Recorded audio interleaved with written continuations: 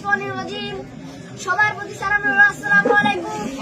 আমাদের মাঝে উপস্থিত রয়েছেন আমার প্রিয় মোহাম্মদ বাবুল হাসান ভাই, এবং কি আমার সামনে উপস্থিত আছেন মোহাম্মদ রুহুল ভাই, এবং কি আমাদের জুনিয়র দলের সুপারস্টার দলের সভাপতি আছেন মোহাম্মদ মেরাজউদ্দিন কাকা, আরো আছেন জুনিয়র সুপারস্টার দলের সহ সভাপতি মোহাম্মদ রাহিম হাসান, এবং কি আমাদের জুনিয়র দলের সেক্রেটারি মোহাম্মদ শরীফ হাসান, তিনিও উপস্থিত আছেন।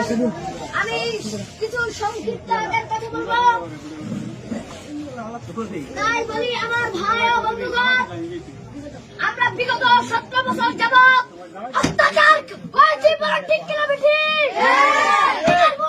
হয়েছে এবং কি মারধর হয়েছে, বিএনপির প্রতিবাদ করতে গেলে দুষ হয়েছে, বলেন ঠিক কিনা বেঠি? আমার ভাইরা